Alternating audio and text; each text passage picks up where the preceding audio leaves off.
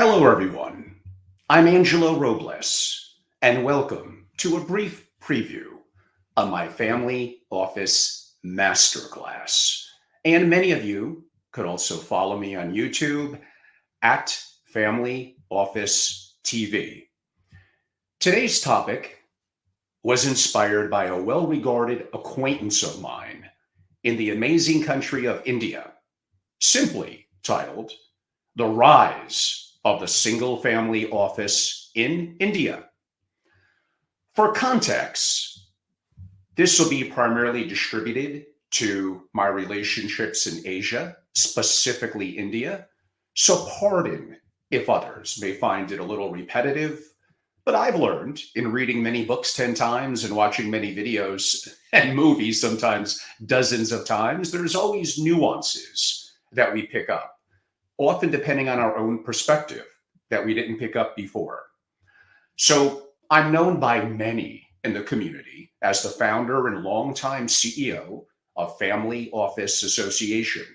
I sold my interest earlier this year, and just this summer in 2023, launched my new initiatives, more focused than ever before on global single family offices, targeted to deeper knowledge and effectively results, often through the depth of my masterclass programs, which I'll get to more later, and my consulting.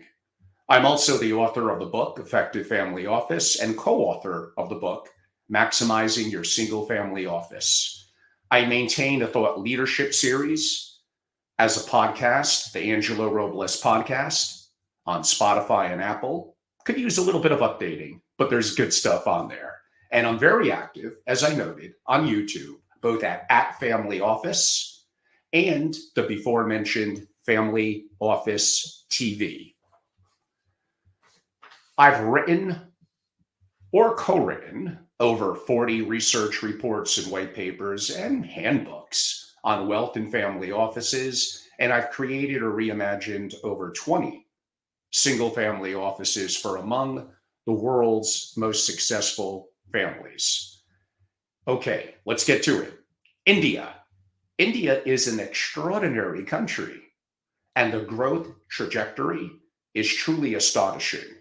India has the second highest number of ultra high net worths amongst the BRICS nations. India is the only country in the prior year, in 2022, where the number, at least in the top 10, the number of ultra high net worths actually grew. India's wealth is expected to grow by a pretty amazing 10% per year.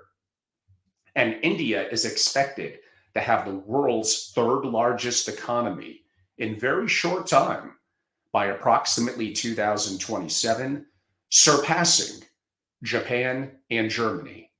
There are 166 billionaires living in India, approximately 300 single family offices, and that number is projected to grow to over 1,000 within a decade. A Tony Robbins quote, who I have interviewed before, that kind of changed my life. You will fail for the simple reason you don't have the right skills to succeed, which means you could be competent.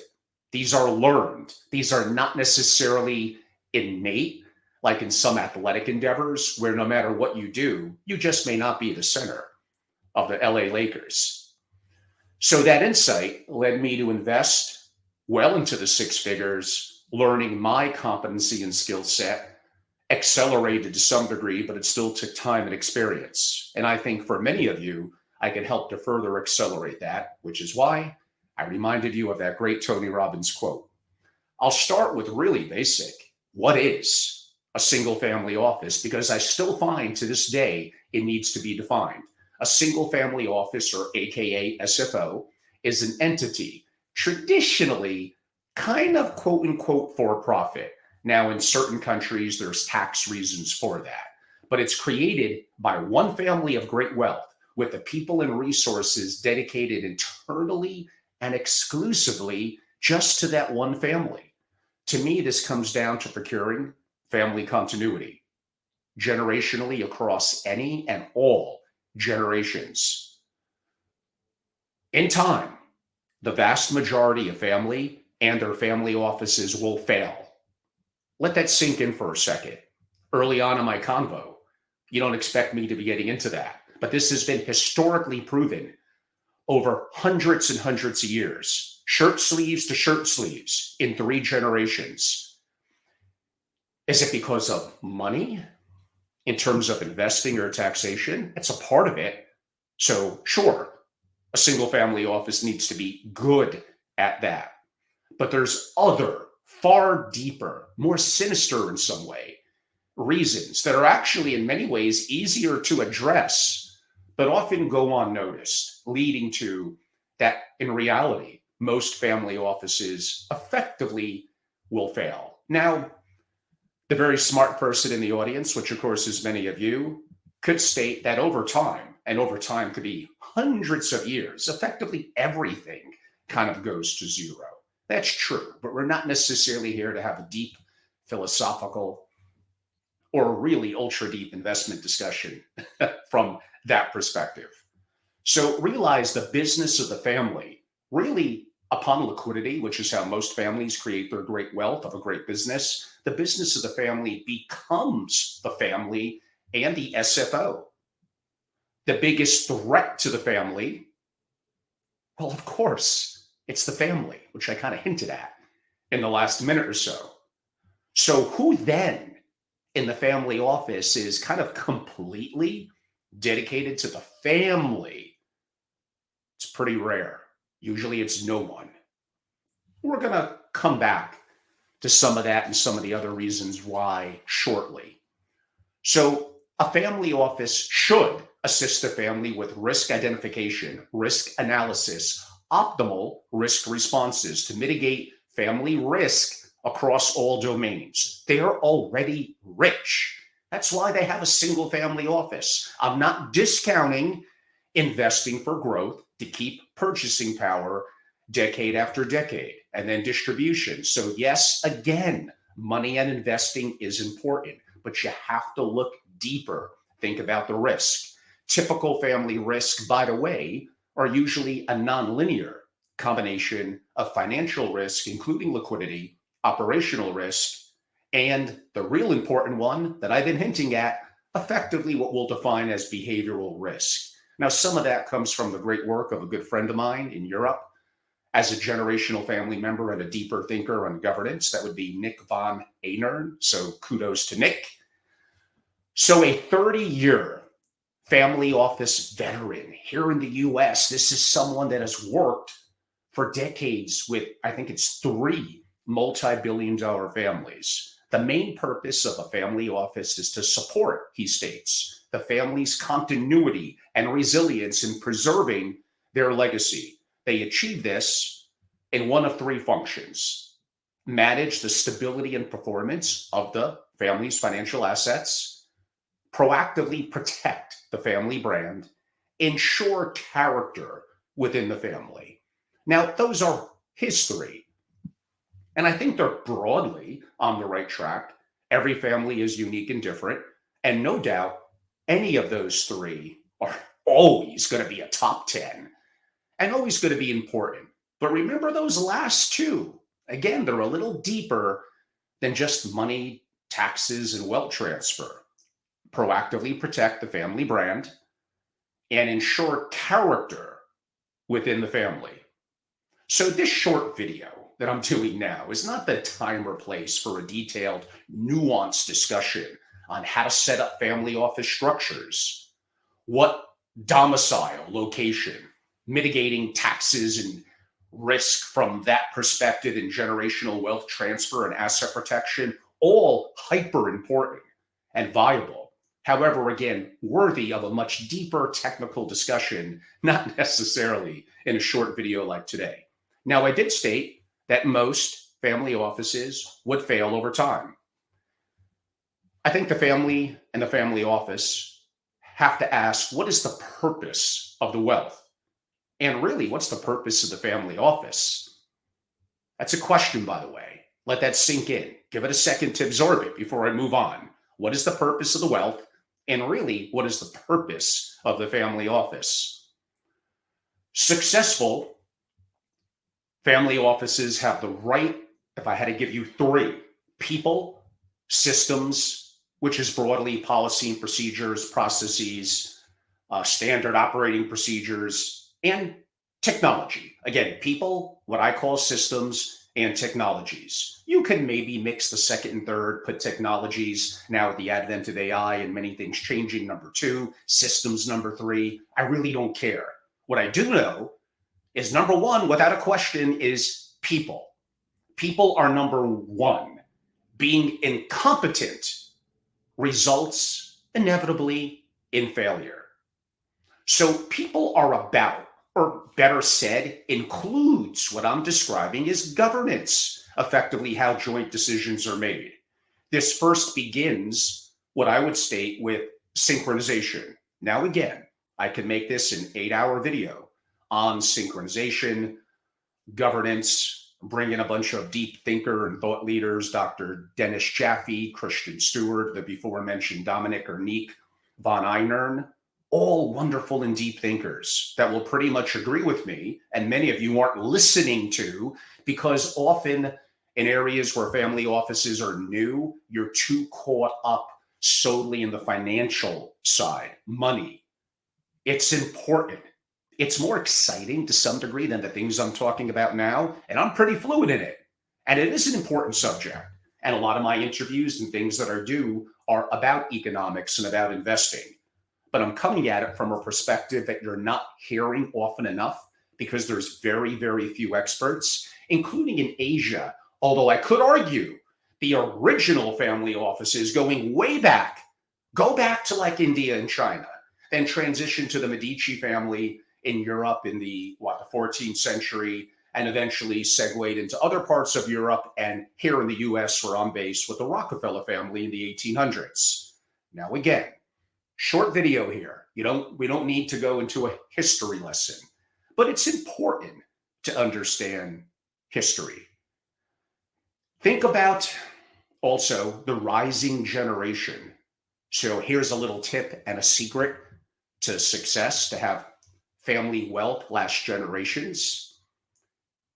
It ain't gonna happen if you don't have proper governance in terms of how decisions are made. And I'm assuming these are families with children and grandchildren. They need to have the capacity, to some degree, that's the ability to adapt in an ever-changing world, and capability, effectively a skill set. This leads to intergenerational competence. And now you have a fighting chance at going from resilient to anti-fragile, and the opportunity of having family continuity, which should likely be the core goal, isn't it? And henceforth, you have more potential to have success and satisfaction internally in the family and the family office. This is the only way to achieve family continuity. Effectively, it's the people inside the family and those that represent it in the family office, and to some degree, those that may be at institutions, legal, accounting, and finance that you utilize. There is a world of difference, by the way, between the single family office advisor / counsel and investment advisory. I kind of think I made that point pretty clear by now. But too many, again, are solely focused on investing. The family is already rich. They want to remain generationally that way. And yes, purchasing power over decades, keeping pace with inflation, drain on the capital with distributions and taxes. It is very important.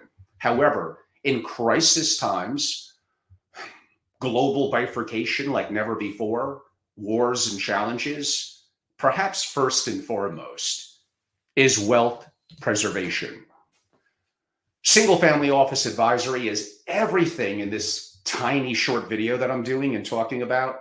So again, the investment aspect is one important part of wealth, but it's far deeper than that.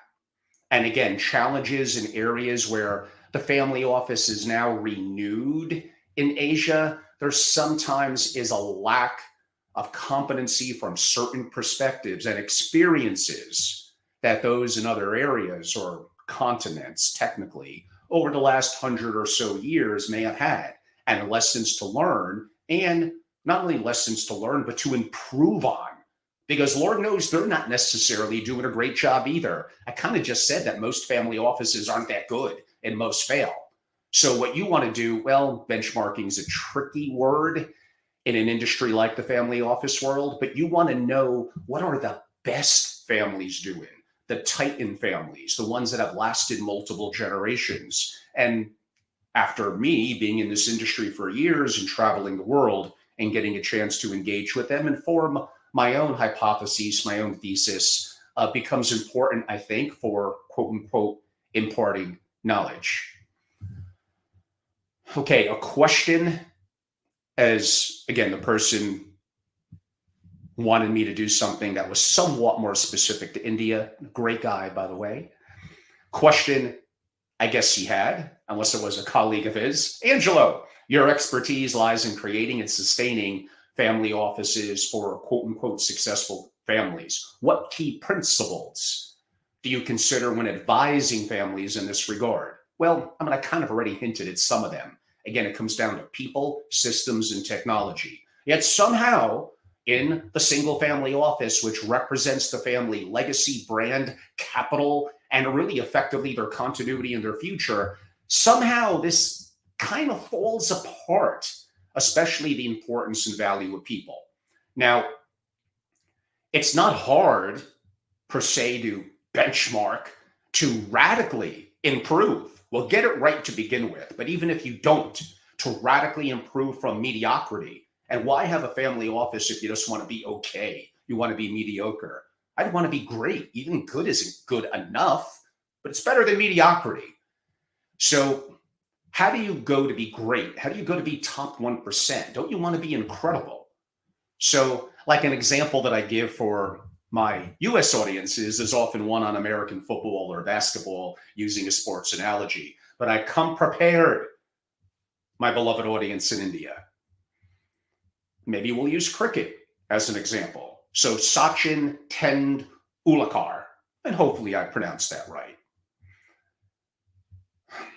The last person on a great cricket team is not going to be the way that that legend, that Titan was. They're just not inherently good enough in their skill set. That doesn't mean they're not good people. That doesn't mean that they can't improve and get better, but they're not going to be a legend, an all-time great. It's competitive. That takes a certain innate skill set. The good news is it's not that hard in a single family office. Could you be competent? Could you identify your blind spots and move your ego aside? Could you dare to be great? Could you be mentored? Are these things you care about? Do you have discipline? So these are not necessarily, other than some degree of IQ and competency, something that needs to necessarily be innate. You could become this, where you can't become like Sachin in the cricket example that I gave. It's important, again, what is the purpose of the wealth? I go to a family office executive who's pretty open. He's a both married and family member and running the family office for a prominent billionaire who passed away this summer. And he wrote this in Family Firm Institute a couple of years ago. 60, 30, 10, meaning percentage. That equals 100. 60, 30, 10. 60% represents money. 30% represents legal or time in a family office focused on those. And only 10% the family. Now, something's wrong here, he wrote about. For all the things I just spoke about, 10% the family? But the biggest threat to the family is the family. It's not enough. And I think we're all being generous by 60, 30, 10 on the 10 part with the family. Often it's much less than that. The biggest threat to the family is the family, who then is 100% focused on the family. And you want to know why families don't last beyond certain generations? It's complex: governance, decision-making, communication. But there are ways where the family office could be of tremendous value. And that person, who could be preferably insourced, but you could argue outsourced, dedicated to the family, a chief learning officer. The greatest and often the largest single family offices here in the US and parts of Europe often have someone who is that, a chief learning officer, helping to teach capacity and capability to the rising generation, keeping lines of governance and communication adapting and open between the family, all generations, and the family office is very, very important. Actually, I'll argue.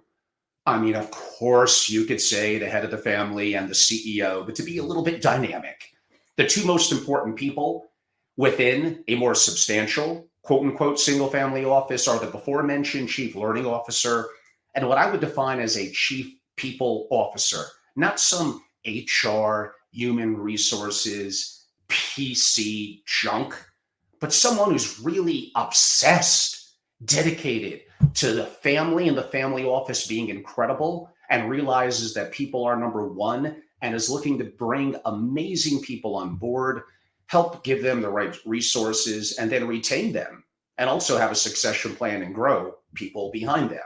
Because, like a good sports team, if they're that good, the world, the community finds out, and sometimes pricing and competitiveness or a change in scenery happens. There's nothing wrong with that. That's by nature. You should be happy that people are attempting to pluck from your single family office because that means you must be doing something right with your brand and reputation and quality of the output of that family office where others want to bring in, quote unquote, your people. Treat them well, pay them really well, and also have a succession plan.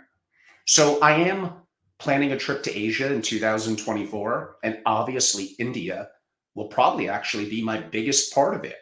In the meantime, though, every second matters. Don't just wait. This is a digital world. I have engaged for decades with families around the world, and now more than ever, with the technology and resources at our fingertips, I'm effectively a WhatsApp, a Zoom, a StreamYard, a Microsoft Teams, whatever you want to use, like a second away. So it's the opportunity, even before I make my trip to Asia, for those to engage with me like never before. And we'll get a little bit more into that as we begin to come to a conclusion. Another question that came in that was shared, Angelo, in your opinion, what are the most significant challenges yet opportunities that family offices may face? So the context of it's a rapidly changing financial and technological landscape, I think, is what they were kind of also asking. So I'm going to call that a velocity of destruction. Globally, countries are what? More and more in debt, especially in the US and the West. There is definitely a threat to the US dollar's world dominance, dollar hegemony, and that is changing. And given that my core audience in this is in India, you're like one of the core countries of the BRICS, and that is creating a new dynamic. I understand it. It's intriguing, but I think there needs to be, a sense of balance, I guess you could say. Do you want to put all your chips on one side of the table? Again, the family is already wealthy. So you have to think really deep about, again, mitigating risk. We have very uncertain economies here in the West and a lot of the world that is especially tied into the US dollar and buying US treasuries, rising interest rates, inflation, taxes, which are an issue in most every country. One day, will there be taxation on unrealized capital gains? That may be more of a Western thing that I brought up. But again, countries change the rules. They make the rules, and they kind of have a monopoly on violence. In other words, they kind of do what they want. So families that remain wealthy generationally, that care about continuity, family continuity, are very abreast in geopolitical issues, local politics, quote unquote, locally, especially within their country, and have a level of optionality. There's a global crisis. There's major conflict around the world right now, including the war, Russia and the Ukraine. We have the rise of AI. We have the good of that and potentially the bad. And most family offices are woefully behind broadly in technology and AI and the impact, the good that it could potentially do if they know how to utilize it and potentially how to invest. But mainly a lot of them are old and stodgy and are going to be caught off guard. Liquidity for a family is always important. Many families, even the wealthy, you'll be surprised, they're kind of fragile. You go from fragile to resilient to at least the attempt to become anti-fragile. And like I said, this begins internally, capacity and capability within the family and the right people. And systems and technologies do matter. If you want to learn more, many of you have heard of course, the great author and much more, Nassim Taleb and his great books, including Anti-Fragility. Definitely read them. And the lead founder and partner at the hedge fund, I guess, that he was a part of, the great Mark Spitznagel. Mark is interesting. You don't have to agree with everything he says, but his writing and his work is highly intriguing on mitigating risk broadly. But obviously, it's going to have a investing perspective to it. Again, he's the founder and lead partner, effectively, Mark Spitznagel of Universia. Interesting things that he's doing. So think about having optionality in your situs, domicile, fluidity, ownership, trustees as applicable in various entities like corporations, trusts, and foundations. Think global. I don't care where you are. What did I say about the risk of being overly concentrated specifically per country? We just don't really know what the future will look like. Think global, have passports, have an onshore and an offshore plan, have optionality. And don't forget, there still is way more people looking to come here to the US than there is looking to leave. But there should be optionality for families of wealth that have certain structures offshore, including assets. And that applies really to anyone in any country. And yeah, like other global currencies, even things like art and gold, real assets, real income producing businesses that are diverse, I think are all going to be important. Another question. Angelo is a leader in the family office industry. What advice do you have for families looking to establish or enhance their family office structures? That's too technical. Now, here in the US, that's very nuanced and defined. That could be a very deep discussion, and it's wickedly important. But in general, you want to have the right counsel. You want to think for yourself. You want to have a diversity of opinion, and you want to do it right, or at least reconfigure and do it right, because it could have many governance and many tax implications. Again, what did I say about optionality, about situs? Could things be changed? Domicile, fluidity, satellite family offices in other countries, possibly the US, maybe Switzerland, etc. Think global, quote unquote, passports, again, onshore and offshore plan. What some would define as a start over fund. If things really going to go wrong, how do you have structures that intertwine in varying trust and where domicile, as well as LLC structures, and the assets could still be in a different country than where you have the country of domicile for that trust and LLC. Now, boy, in like 45 seconds, am I covering a highly complex topic that, again, is very nuanced. You have to do your own research, make your own opinion, and me covering it in 1 minute is doing it no justice. I'm just bringing it up. As again, is your family office advisors really, one, non-conflicted? They are conflicted, I'll tell you that, especially if they're at a big institution. Come on. And don't always believe what you hear necessarily from the government. Again, governments change rules, politicians change. So it's important, again, to think for yourself. I think that's an important part of not only building wealth, but definitely maintaining it over time. And you want to teach that. And that really leads into, again, what I mentioned before about anti-fragility. In the end, listen up. In the end, at most, only 10% of so-called professionals, including advisors and fellow family office executives, add any value to enhancing your best practices and outcomes. Actually, the remainder waste your time, and possibly worse, I think they actually confuse you. So, under my consultative practice, I have a new initiative. This is the first time that I'm actually mentioning it. It's called the Family Office Playbook. In short order, with unique proprietary content of mine built around decades of best practices with my own original thinking, but coupled with knowing literally thousands of single family offices, I kind of decouple in 3 short hours. Now, I prefer to do that in 3 separate 1-hour sessions, coupled with a deliverable of kind of a handbook. But I think that I make it come to life one-on-one digitally. Digitally is more than fine, with context that I provide. and questions that I ask. I've never made this available before. And no, there's not something formally built out on a website yet or anything like that. This is kind of new. Reach out to me, and I'm more than happy to share more. You kind of get everything, well, that's too strong of a word. You get a lot of what you need to know to kind of build, quote unquote, the car, meaning how to build that Ferrari, how to understand even checklists and best practices if you have an existing one, and things to look at that you might have overlooked. And I'm doing this very, very efficiently, but more importantly than efficient, effectively and in short order.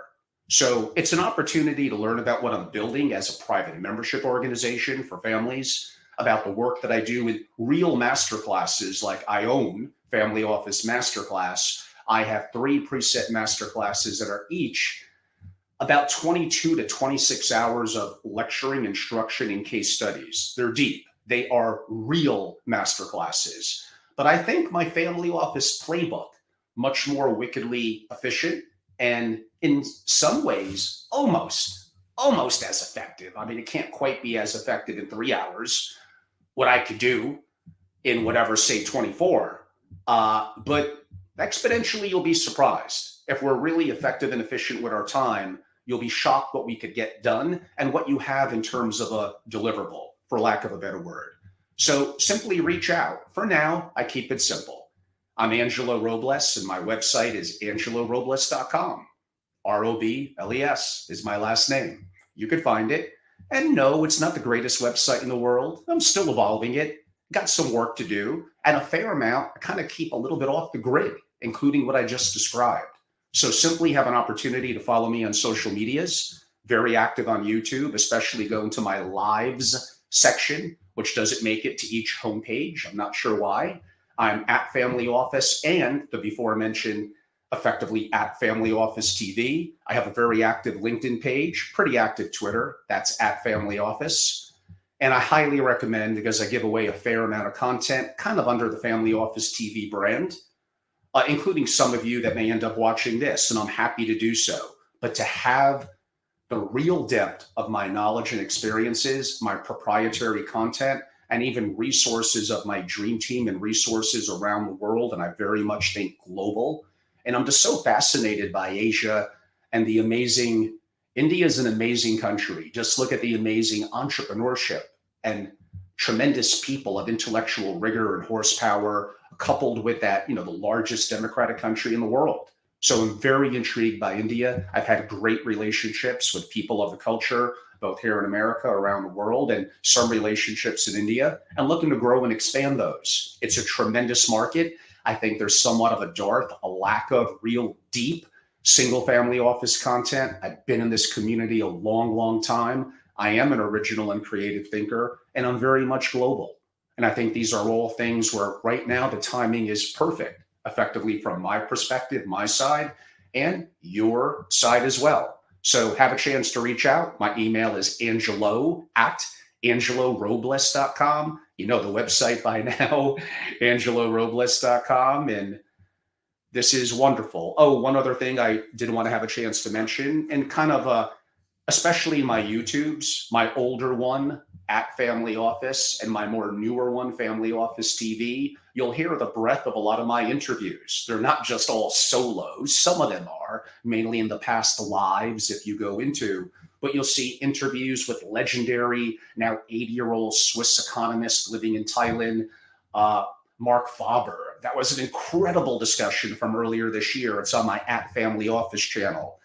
I've interviewed so many incredible people and had them speak at my events over the years: Steve Cohen, Ray Dalio, General Wesley Clark, and so many others. But even in my digital platforms, great people like Peter Diamandis, Tony Robbins, former military people and Navy SEALs. That's been really a lot of fun, and a lot of geopolitical and economic discussions from Peter Schiff, to Green Beret, Ian Burlingame, to just so many others. So it's just content, but again, it's what you do with it. The actions that you take, preferably with mentoring, will help to lead to the results that could be accelerated that you want to achieve. So again, everyone, I am Angelo Robles, ROBLES.